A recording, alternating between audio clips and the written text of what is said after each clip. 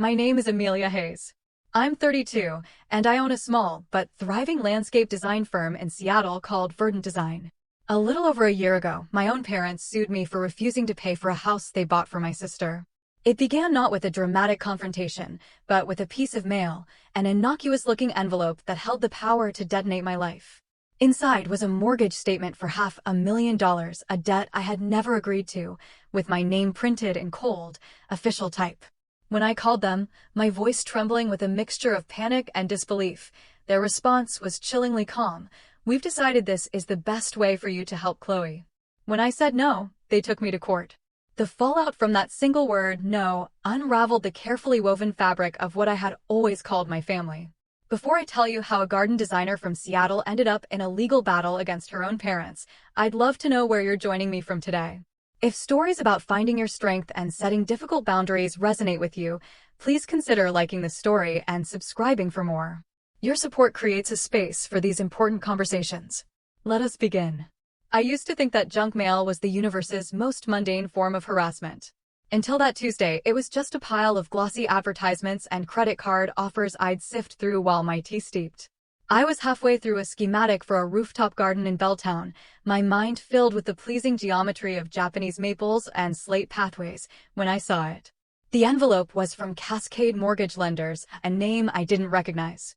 My first thought was that it was a pre-approval offer, the kind that promised an idyllic future in a house I couldn't afford. I almost tossed it into the recycling bin with the pizza coupons. But something made me pause. My full legal name, Amelia Rose Hayes, was printed above my address. It looked too official. I slid it open with my thumb, a sense of unease beginning to prickle at the back of my neck. Inside was not an offer, but a welcome packet. My hands began to shake as I read the words on the disclosure statement. Loan amount, $520,000. Property address, 114 Primrose Lane, Port Blossom, Washington. My heart did a slow, painful lurch. Port Blossom was my hometown, the quaint, seaside community I had deliberately put 2 hours of highway between myself and. I had not bought a house in Port Blossom.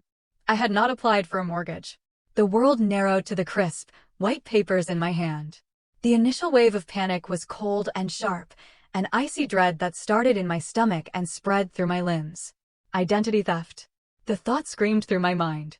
Someone had stolen my information, my meticulously maintained credit score, my future. I sank onto a dining chair, my breath coming in short, shallow gasps. I stared at the monthly payment, $3,100, and felt the floor drop out from beneath me. That was more than my own rent. That was a figure that would cripple me, undoing years of careful saving and disciplined work.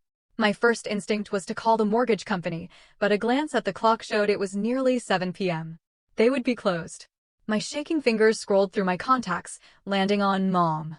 A familiar hesitation, a condition bracing for what was to come. For my entire life, a phone call with my mother, Carol, was an exercise in navigating the needs of my younger sister, Chloe. "Chloe's car needs new tires, Amelia. Could you help her out? Chloe's having a tough time with her rent this month. You know how sensitive she is. Chloe needs. Chloe wants. Chloe." I had learned to set boundaries, to say no to the small things, but the guilt was always a weapon they wielded with surgical precision. This, however, was not a small thing. She answered on the second ring, her voice as light and airy as ever. "Amelia, darling." What a lovely surprise. My own voice came out strained, a half-octave higher than usual. "Mom, I just got some mail. It's a mortgage statement. For a house in Port Blossom. In my name." There was a beat of silence on the other end, a pause just long enough to be meaningful. Then, "Oh, you got the paperwork already? Good. I was hoping it would arrive this week." The casualness of her reply was like a slap. "Good? What do you mean good? Mom, what is going on?" Her tone shifted, taking on the patient, slightly condescending quality she used when she felt I was being difficult. "Amelia, this isn't something to discuss over the phone. Your father and I would like you to come for dinner on Sunday. Chloe will be here. We can explain everything then." I stood up, pacing the length of my small apartment, the city lights of Seattle beginning to glitter outside my window. "Explain what?" "Mom, this looks like fraud. My name is on a loan for over $500,000. She sighed, a sound heavy with manufactured disappointment. "You're being so dramatic. It's just a family matter. We'll see you Sunday at 6. Before I could protest further, She hung up. I stared at my phone, the dial tone a flat, final sound. The familiar dread was back, but this time it was accompanied by a cold, rising anger. I didn't wait for Sunday. I grabbed my keys. The drive to Port Blossom along the Sound was usually a scenic balm, a transition from the concrete energy of the city to the gentle, rain-scented peace of the coast. Tonight, the towering evergreens lining the highway felt like sentinels guarding a place I no longer belonged. My mind raced, replaying every past instance of my family's financial entanglement with Chloe, seeing them now not as isolated incidents, but as data points on a terrifying graph.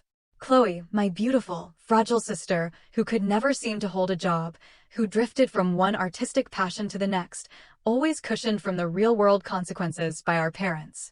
And me, the responsible older sister, the one who had worked her way through college, started a business from scratch, and was always expected to be the safety net. When I pulled onto my parents' street, the salt-laced air was thick with evening mist. Their house, a charming cedar-shake craftsman they had owned my entire life, looked the same. The porch light cast a warm, welcoming glow, a lie of normalcy that made my stomach clench. Chloe's little blue hatchback was parked in the driveway. I saw their silhouettes through the front window, my father, David, in his usual armchair, my mother on the sofa, Chloe curled up opposite them. They were waiting. This wasn't a misunderstanding. It was an ambush. I sat in my car for a long moment, the engine ticking as it cooled, gathering myself like a soldier before battle. Then I got out and walked up the path to face them. The living room felt like a stage set for a play I had never rehearsed. The scent of lavender potpourri and old books, a smell that had once meant comfort, now felt cloying and artificial. My father sat with the rigid posture of a man bracing for impact, his hands clasped over one knee. My mother was perched on the edge of the sofa, a teacup rattling softly in its saucer as she set it down. And Chloe. Chloe was a masterpiece of passive distress. She was curled into an oversized armchair, wearing a soft, woolen sweater, her face tilted down, a single tear tracing a path down her cheek. The silence stretched, thick and expectant. My father, ever the pragmatist, was the first to speak. Amelia. Thank you for coming. I know this must seem abrupt. A humorless laugh escaped my lips. Abrupt? Dad, I think we're a little past abrupt. My mother offered a small, placating smile that didn't reach her eyes. That's why we wanted to talk. We've been discussing this as a family for some time. A family that apparently doesn't include me, I countered, my voice sharper than I intended. He ignored the interruption, his tone becoming that of a man explaining a sound business decision. Chloe needs a stable foundation, a place to call her own. She found this lovely little cottage, a place where she can finally have a garden, nurture her art. And I'm supposed to pay for it? I asked, cutting to the heart of it. That's the plan. Chloe flinched and let out a small, wounded sound, burying her face in her hands. It was a performance I had seen 100 times before. We know you're in a good position, Amelia, my mother said, her voice soft, but laced with an undeniable thread of entitlement. Your business is doing so well. You can afford to help your sister. Help. The word felt obscene. You took out a loan for over $500,000 in my name. How did you even do that? What about the paperwork? The signatures? This was the moment the charade fell apart. My father looked down at his hands. My mother's smile vanished.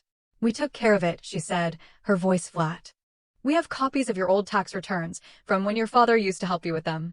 The blood drained from my face. And my signature? I signed for you, my father said quietly, not looking at me. It was just a formality to get things moving. A formality? I was on my feet now, the room seeming to tilt. You forged my name on a federal document. That's a crime. Don't use that language in this house, my father snapped, his own voice rising, his authority reasserting itself. We did what was necessary for your sister. Because she's family, my mother added, her voice trembling with righteous indignation. And you, of all people, should understand what that means. I understand that my family just committed identity theft against me. I was shaking, a deep, seismic tremor of rage and betrayal. I'm calling the mortgage company. I'm calling the police. That's when my mother stood up. She crossed the room and grabbed my arm, her grip surprisingly strong. She leaned in close, her face a mask of cold fury. You will do no such thing, she hissed, her voice a low, venomous whisper. If you try to undo this, if you embarrass this family, you will be cut off. Do you understand me, Amelia? You will have no one. I looked from her face, contorted with a rage I had never seen, to my father's, shuddered and resolute, to my sister, still weeping silently in the corner. In that moment, I saw them with a horrifying clarity. This wasn't a family. It was a system, and I was no longer willing to be its currency. I pulled my arm from her grasp. "Then I guess I have no one," I said, and walked out the door. The knock on my apartment door came on a Saturday morning 2 weeks later. It was a gray, drizzly Seattle day, the kind that usually made me want to curl up with a book and a pot of tea. I opened it to find a blank-faced man in a courier uniform. "Amelia Hayes?" he asked. When I nodded, he handed me a thick, legal-sized envelope and said, "You've been served." He turned and walked away without another word. I closed the door, my back pressing against it as if I could hold back the reality of what was in my hand. I slid down to the floor, the cool wood a stark contrast to the heat flushing my skin. The plaintiffs, David and Carol Hayes. The defendant, Amelia Rose Hayes. The complaint, breach of familial obligation and promissory estoppel. The legalese was dense and confusing, but the message was brutally clear. They were suing me. They were suing me for the money to buy my sister a house they had fraudulently secured in my name. My first call was to my best friend, Maya. She was a therapist, and she listened to my hysterical, sobbing account with the calm, steady presence that had seen me through every crisis since we were college roommates. "Amelia," she said, her voice firm but gentle. "Breathe. This is not about money. This is about control. They're trying to scare you into compliance." "It's working," I whispered, staring at the papers scattered on my floor. "No, it's not," she countered. "You're scared, but you're not complying. That's the difference. I know a lawyer. Her name is Evelyn Reed. She specializes in financial disputes, particularly within families. She's smart and she's tough. I'm sending you her number right now." The next morning, I was sitting in Evelyn Reed's office, a serene space with minimalist furniture and a sweeping view of Elliott Bay.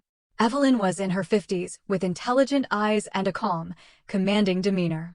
She read through the lawsuit and the mortgage documents, her expression unreadable. "Well," she said finally, setting the papers down. "This is certainly audacious." She looked at me directly. "Ms. Hayes, what your parents have done constitutes mortgage fraud and identity theft, which are federal offenses. The civil suit they filed is legally baseless, but that doesn't mean it won't be painful. They're counting on you folding to avoid a public, messy fight." The thought of them going to jail sent a complicated pang of sickness through me. Despite everything, they were still my parents. Evelyn seemed to read my mind. "Our first priority is protecting you and getting this fraudulent loan out of your name. We will file a motion to dismiss, and we will countersue for legal fees and damages. We will also be filing a formal fraud report with Cascade Mortgage and the relevant authorities." The days that followed were a descent into a new kind of hell. The voicemail started. My father, his voice cold and clipped. "Amelia, this has gone far enough. You need to drop this foolishness with the lawyer and handle this within the family." My mother, her voice cracking with tears. "Chloe is a wreck. She can't eat, she can't sleep. How can you be so cruel to your own sister?" Then came the social media campaign. Chloe, a master of the curated sob story, posted a long, rambling post on Facebook about her dream of having a small cottage, a garden, a place of peace, and how it was being torn away by a painful family misunderstanding. Photos of her looking wistful and sad accompanied the post. The comments flooded in from their friends and our extended family, a chorus of sympathy for Chloe and condemnation for the cold-hearted, successful daughter who wouldn't help her own family. My name wasn't mentioned, but it didn't have to be. I was the villain of the story she was telling. The final straw was a call from my mother's sister, my Aunt Margaret. She was the one member of the family who had always seen the dynamic clearly. "Amelia, honey, I just saw Carol's post. Don't you listen to them," she said, her voice fierce. "I've watched them sacrifice you on the altar of Chloe your entire life. You are doing the right thing. Don't you dare back down." Her words were a lifeline. That afternoon, I sat with Evelyn and signed the retainer. I watched my hand, steady and sure, as it moved across the page. They had underestimated me. They saw the quiet, responsible daughter who always cleaned up their messes. They had forgotten that I was also the woman who had built a business from nothing, who knew how to fight for what was hers. If they wanted a war, I would give them one. But I would fight it on my terms, with facts, evidence, and the cold, hard truth. The weeks that followed felt like preparing for a siege. My apartment, normally a sanctuary of calm design and thriving houseplants, became a war room. Evelyn's instructions were clear. We need to establish a pattern of financial manipulation and emotional coercion. Every email, every text message, every bank transfer you ever made to them or for Chloe. We need it all. So I began to excavate my own life. I spent a weekend sifting through dusty boxes in my storage unit, unearthing old bank statements and checkbook registers. The numbers told a grim story. $500 for a car repair for Chloe in 2015, $1,200 to cover her artist residency fee in 2017, a series of $300 transfers in 2019 to help with her rent.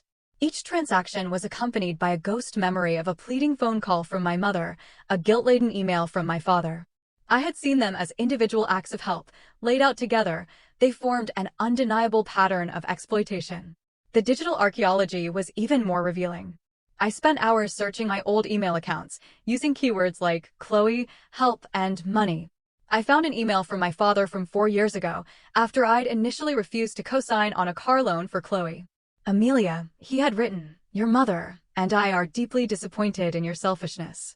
A signature is a small thing to ask to ensure your sister's happiness. I had caved then, and they had gotten their way. The real breakthrough came late one night.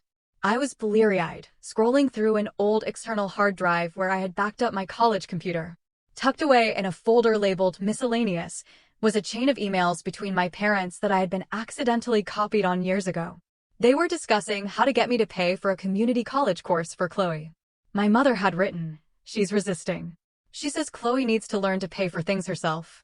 My father's reply sent a chill down my spine. Leave it to me. I'll explain it to her in terms of an investment in the family. If that doesn't work, we'll just tell her how much stress this is putting on you. She'll never let you suffer. It's her weakness. I stared at the words, it's her weakness. My compassion, my sense of duty, my love for my family, they had seen it all as a weakness to be exploited. I printed the email, my hands shaking with a cold, clarifying rage. This wasn't just about the house. This had been their strategy for my entire adult life.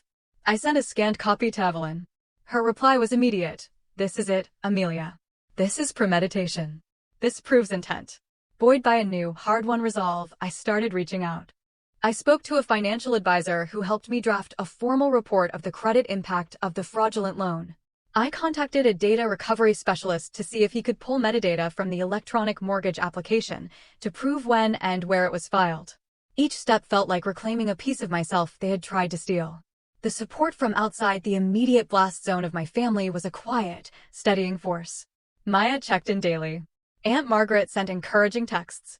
Even a few old friends who saw through Chloe's social media charade reached out to offer support. They were building a new kind of family around me, one based not on obligation, but on genuine care and respect. One evening, sitting amidst the piles of paper that now constituted the armor for my defense, I felt a strange sense of calm. The fear was still there, a low hum beneath the surface, but it was no longer in control. I was no longer the frightened daughter reacting to their demands. I was the architect of my own defense, methodically, painstakingly, laying the foundation for the truth to be told. The courtroom was beige and impersonal, smelling faintly of floor wax and old paper. It was a sterile environment for such a deeply personal war. I sat beside Evelyn at the defendant's table, my hands clasped so tightly in my lap that my knuckles were white.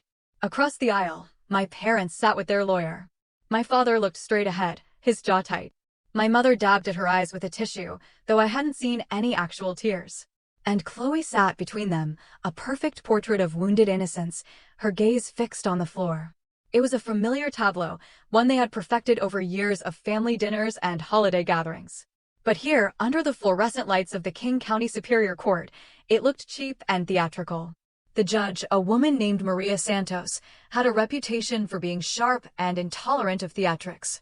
She reviewed the motions before her, our motion to dismiss, and their complaint. Their lawyer, a man with a booming voice and an overly confident smile, spoke first.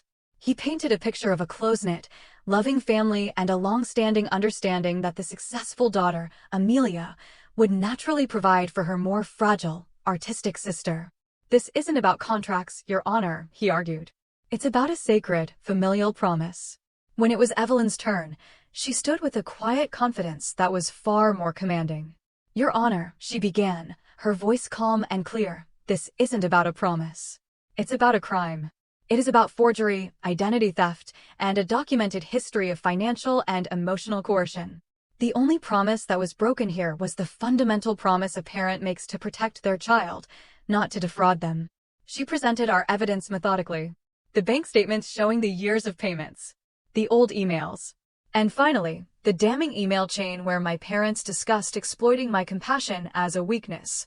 I watched the judge's expression as she read that exhibit. A subtle tightening of her lips, a flicker of something cold in her eyes. When I was called to the stand, my heart hammered against my ribs. But as I sat down and was sworn in, a strange sense of peace settled over me. I looked past my parents, focusing on a spot on the back wall, and I simply told the truth. I spoke about my work, my business, my pride in what I had built. I spoke about the discovery of the loan, the confrontation, the years of feeling responsible for my sister's happiness. I didn't cry. My voice didn't even shake. Their lawyer tried to paint me as cold and unfeeling during his cross-examination. "Ms. Hayes, do you love your sister?" he asked, his voice dripping with condescension. "I do," I answered honestly. "But my love for her does not obligate me to finance her life or to be a victim of fraud." Chloe's testimony was the turning point. On the stand, she wept as she described her simple dream of a cottage with a garden. It was a compelling performance. But under Evelyn's gentle but relentless questioning, it fell apart. "Miss Hayes," Evelyn asked, holding up a printout of one of Chloe's Facebook posts. This post, from the day after the mortgage was approved, reads, "My dream is finally coming true. My amazing parents are the best. Could you explain why you thanked your parents and not your sister if you believed she was the one buying you this house?" Chloe stammered. I thank them for everything. They support me." And this post, Evelyn continued, from 2 weeks ago, where you state that some people just don't understand the soul of an artist. Was my client, your sister, the some people you were referring to? Chloe flushed a deep red and mumbled that she couldn't remember. The final gavel felt less like a clap of thunder and more like a quiet, final click of a lock. Judge Santos looked directly at my parents. "The plaintiff's case is not only without merit, it appears to be predicated on illegal acts and bad faith. This case is dismissed with prejudice." She paused, her gaze unwavering. "Furthermore, this court is granting the defendant's motion for sanctions to cover legal fees. And I will be referring the evidence of potential mortgage fraud to the U.S. Attorney's Office for review." A collective gasp went through the small gallery. I didn't look at my parents. I didn't need to. I felt a profound, aching release, not of joy, but of a burden I had carried for so long I had forgotten what it felt like to stand up straight. As we walked out of the courtroom, I felt the cool, clean Seattle air on my face, and for the first time in months, I could breathe. In the quiet aftermath of the storm, healing began in small, incremental ways. The official letter from the court arrived, a stark black and white confirmation of my victory. I framed it. Not as a trophy, but as a reminder, a boundary line drawn in ink. The sanctions covered about 2/3 of my legal fees. The rest I paid off myself, each payment a small act of closing a chapter. The referral to the U.S. Attorney's Office resulted in a lengthy investigation. Ultimately, my parents avoided criminal charges, agreeing to a harsh plea deal that involved massive fines, mandatory financial counseling, and a long period of probation. The house on Primrose Lane was sold before Chloe ever moved in. The dream they had tried to build on a foundation of deceit collapsed under its own weight. There was no contact from them. The silence was a vast, empty space. At first, it felt like an amputation, a raw and painful void where a family used to be. But slowly, over time, it began to feel like something else: peace. My phone no longer felt like a potential source of anxiety. My weekends were my own. My finances were my own. My life was my own. Support bloomed in the space they had vacated. Aunt Margaret became a regular fixture in my life, her weekly phone calls a source of unconditional love and validation. Maya and I started a tradition of first Sunday brunches, reclaiming the day my mother had once demanded I spend in Port Blossom. One afternoon, a package arrived from my aunt. Inside was a small, hand-carved wooden box. A note was tucked inside. "Your grandfather made this for me when I was a girl," she wrote. "He used to say that a person needs a place to keep their most precious things. I think you've earned it. Love, Margaret." I ran my fingers over the smooth, worn wood, a tangible link to a different, healthier branch of my family tree. The true turning point came about 6 months after the court case. I had cautiously joined an online support group for survivors of family financial abuse. For weeks, I just read other people's stories, marveling at the shared language of our experiences. One evening, I finally wrote out my own story, anonymously. I described the mortgage, the lawsuit, the feeling of being gaslit by the people who were supposed to protect me. I hit post with a trembling finger. The next morning, I woke up to dozens of replies. But one private message stood out. It was from a young woman in another state. "I read your story last night," she wrote. "My brother has been pressuring me for months to co-sign on a business loan I know he can't afford. My parents are on his side. I've been so scared to say no. After reading what you went through, and how you came out the other side, I called him this morning and said no. I just wanted to say thank you. You made me feel brave." Tears streamed down my face as I read her message. Not tears of sadness, but of a profound, humbling recognition. My private pain, once shared, had become someone else's strength. That evening, I went to my office. I pulled out a fresh sheet of drafting paper and began to sketch. Not a garden for a client, but one for myself. A small balcony garden for my apartment. I drew in lavender for peace, rosemary for remembrance, and resilient, hardy succulents that could thrive even in difficult conditions. The scars of my family's betrayal will likely never fade completely. They're a part of my landscape now. But they're not the whole of it. The real victory wasn't in the courtroom. It was in the quiet moments that followed, in the reclaimed peace of a Sunday morning, in the unconditional love of a chosen family, in the realization that my own story, however painful, could be a beacon for someone else lost in a similar darkness. I had learned the hardest and most important lesson of all. Sometimes, the most loving thing you can do is to build a fence, not to keep others out, but to protect the sacred ground of your own life, so that something new and beautiful and wholly your own has space to grow. What would you have done if you were in my shoes? How do you navigate the complicated lines between family obligation and self-preservation? I'd be honored to read your thoughts in the comments. If this story touched you, please share it with someone who might need to hear it. And please subscribe for more stories about resilience and the quiet courage it takes to redefine our lives. Thank you for listening.